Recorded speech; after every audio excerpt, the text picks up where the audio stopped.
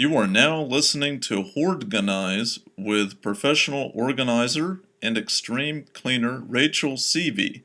Every Sunday at 6 p.m., Rachel shares organizing tips and hacks. Rachel combines her experience, expertise, and compassion to help people learn new methods on how to deal with overwhelming clutter. Her media appearances include The Hoarders Show, the CBS Sunday Morning Show, and the Lady Brain Show. Take it away, Rachel. Hey, collectors! Thank you so much for tuning in to the Hoardganize podcast. I am your host, Rachel Seavey, and this podcast is all about keeping your kitchen tidy. 5 tips specifically. Are you overwhelmed with your kitchen chores? Are your dirty dishes always piling up? Do you have absolutely no room to sit down and eat or to prepare yourself a meal? Well, dear friends, you are at the right place. On today's episode, I will be discussing how to keep your kitchen tidy. If you have absolutely zero access to your kitchen, please listen to the Where Do I Begin series here at the Hoardganize podcast, episodes 1 through 5, and work in the kitchen so that you can get to this point. Tip number 1, garbage. Take out the trash. If you have problems with fruit flies and house flies and odor, this can be easily eliminated by taking out your garbage. Don't forget to use small bags that are easy for you to carry and make several trips if you need to. If you cannot physically do this, please ask someone for help. Even if they just pick up a bag or 2 a day from your front door, this would be very helpful. Otherwise, dear collectors, you are going to hoard yourself out of your home. I've actually seen this many times where homes, beautiful homes in great areas, are completely filled to the brim with garbage and recycling, obvious garbage and recycling. And these people even will admit that it's garbage and recycling. But because the person was physically unable to do this themselves, they had to sleep in their car or at a friend's house. I've heard different variations of this story. It's okay to ask for help. I know it's out of your comfort zone, but I don't want you to hoard yourself out of your home. And if you don't take out your garbage, that will happen. Tip number 2, dishes. Dishes. Wash them. If you don't have time to wash your dishes daily, you might want to consider paper plates.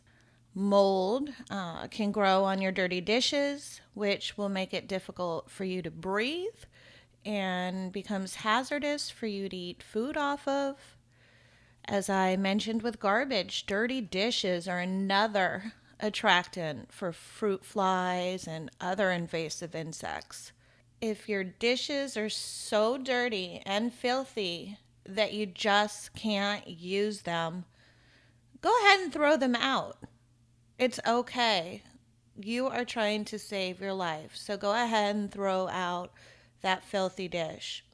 If it doesn't mean anything to you, if it was just a 10-cent dish, get over it. Now, if it's something that you really care about, an antique dish, of course, you're going to want to salvage that. But I mean just your everyday moldy coffee cup that's been sitting there for 6 months, go ahead and throw it out. These items are toxic and hazardous to your health. If you don't thoroughly wash them out, you can get sick.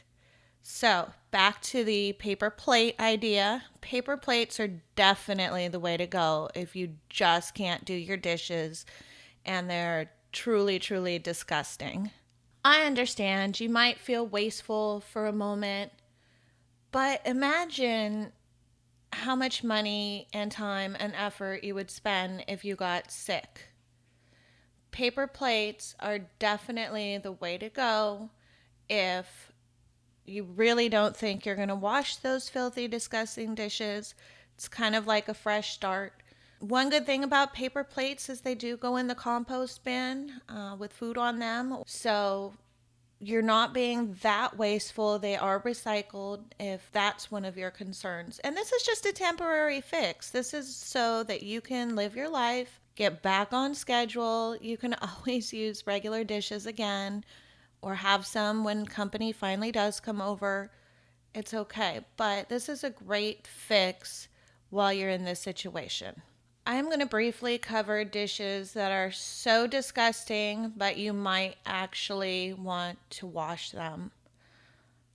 I always recommend soaking them overnight in warm, soapy water. That'll really help you when it comes to scrubbing and elbow grease. Hopefully, you'll just be able to wipe it clean after it's been soaking. You just can't pick up a dish that's been sitting there for 6 months with food on it and think it's going to wash properly. You've definitely got to soak it if it's caked on. Tip number 3, free up your cupboard space by donating your unused cups, dishes, and food. We all know you're not going to eat them or use those dishes, so go ahead and share with others that have much less. It'll make you feel really good, and it's a definite motivator to have some space when you're decluttering. Go through and look for broken dishes. Really not going to fix them, so go ahead and throw them out. Stop making piles of things that you are going to fix one day, especially if they're not items that really mean a lot to you. Heirlooms and, of course, antiques are a different story. I always recommend to go through your Tupperware and your reusable containers. If they are not made in the last few years, they have BPA in them. And this is a toxin that leaches into your food while your food's in the container and can make you very sick. Go ahead and toss them. They can go into the recycling bin for all my green collectors. Go ahead and get as rid of as many as you can. Also, if you're spending a lot of time reuniting lids with containers, make your life easy and go ahead and put them all in the recycling bin and start. Or just keep a few. I don't want you to run out and go buy some more, but go ahead and let go of the plethora of plastic containers that you have in your cupboards so that you can make space for some of the stuff that's on the flat surfaces to be put away. Tip number 4, clean out your fridge on a regular basis, or at least throw away rotten food. The smell of spoiled food when you open your fridge and it comes into your home, that is not okay. There's mold growing in there. It's hazardous. Don't contaminate your good food with rotten, sporous garbage.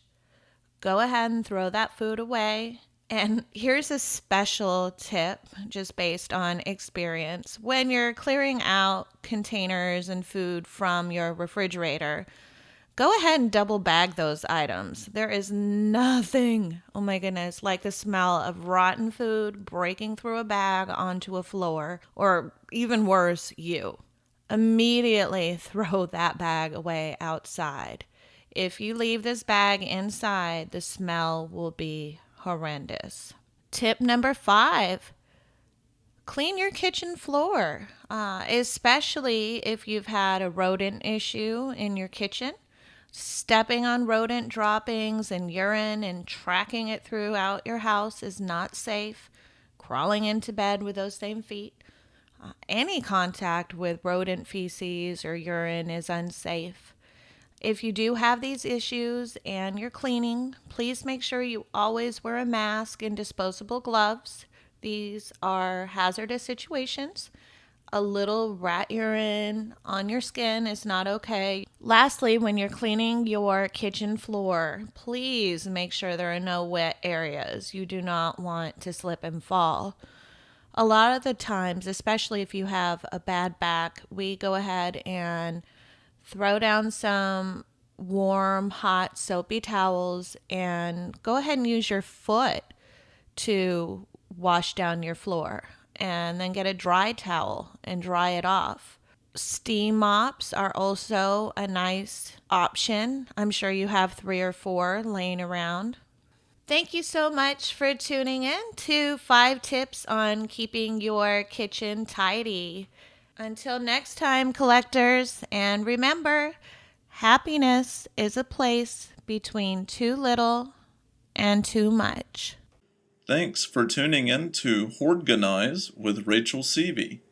Listen every Sunday at 6 p.m. or watch on Collector Care's YouTube channel.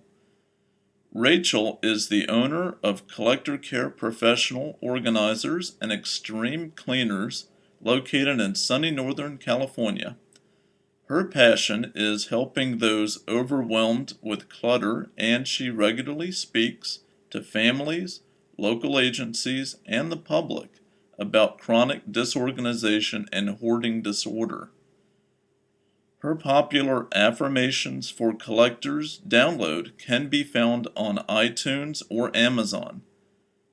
Sign up for her blog and receive 7 tips for clutter-free living at collectorcare.com.